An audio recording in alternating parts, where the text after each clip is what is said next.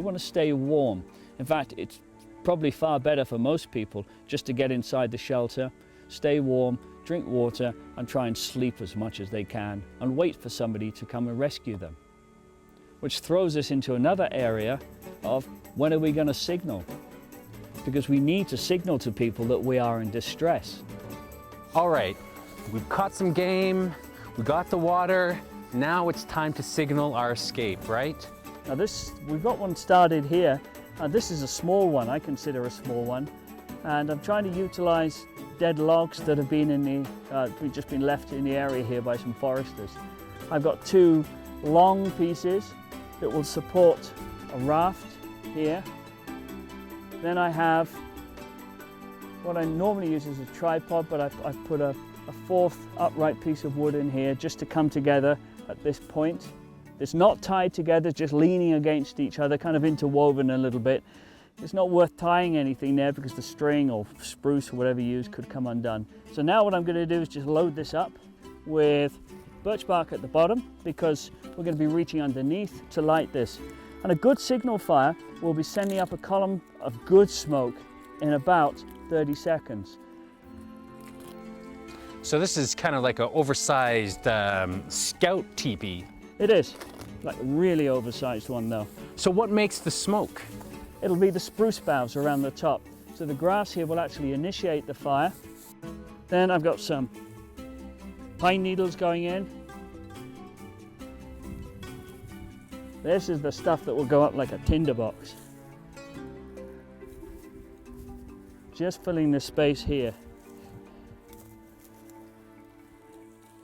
Small spruce boughs in. Here I've got some witch's broom, which is a fungus that grows on the tree that is actually pretty good for lighting fires with. And it's worth putting a lot of effort into your signal fire because you want people to see it. You don't want a half-hearted effort at this stage of the game. It's got to be a good fire that you have here. Your survival, in fact, right? Your survival relies on it. I'm going to put a bit of damp grass in here as well because we don't have as many spruce boughs as I would like. Stuff that can give off smoke, like those boughs, will be good. Now I'm going to thatch this up. And actually I can use you, Rolf, to help. Great. Just going to thatch around in a circular fashion. I was saving my calories to run out, but... Well, it's very, I've been trying to get everybody here to move slowly because that's another part of survival. We should be moving slowly, conserving energy, not racing around doing the stuff. Just move nice and slow. So do you believe it's better to stay where you are? Definitely. Part of survival is planning ahead before you go out anywhere. But I mean, when everyone goes out to Kananaskis, like, it's so close to us that, we think, what do I need a mirror for? What do I need this for? And that is half the problem. People don't carry enough gear. They go out and they just carry what they think they need for the day, which could be a thermos of coffee, which is actually a pretty good thing to do, but certainly you need to think about the what ifs. What happens if things do go wrong? Am I ready if things go wrong? So am I carrying matches? Do I have a knife?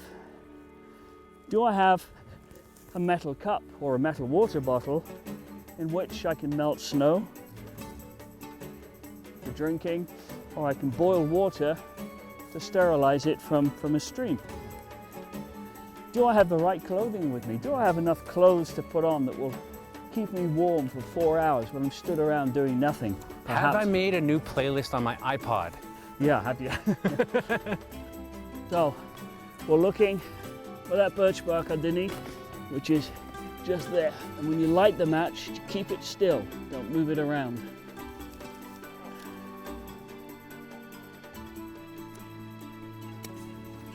Okay, up into there. Right spot. Right spot. You can hear that crackling.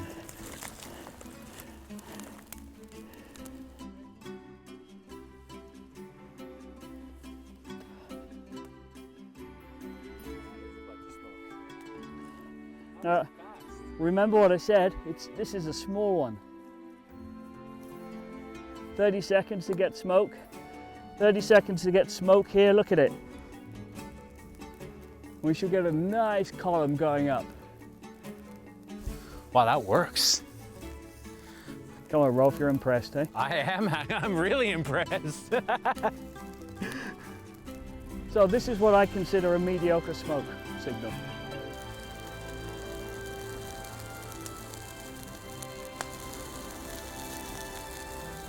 I really enjoy herbal medicine. I love talking about it, and I know a lot of people have an intense interest in it.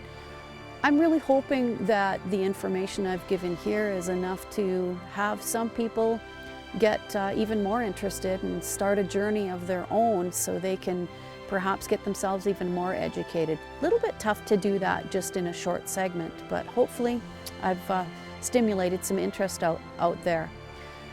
On the courses that we offer, we go into much greater depth, and we would certainly be happy to see you there. However, there's many great places you could go out and get yourself educated. Just start by that interest. So what I'm hoping with this particular show is that we give you the outline of the rules of 4 that will help you work through the critical parts of a survival situation. And really, just within the short segment that we have, we can't put across everything that you need to know. There are so many skills to actually learn within each rule of 4. However, attending a 2-day course is a way to actually learn all the skills that are required in those critical areas for the rule of 4. Well, that might not be all you need to know to survive in the backcountry, but at least it'll give you a fighting chance and make you fit for survival.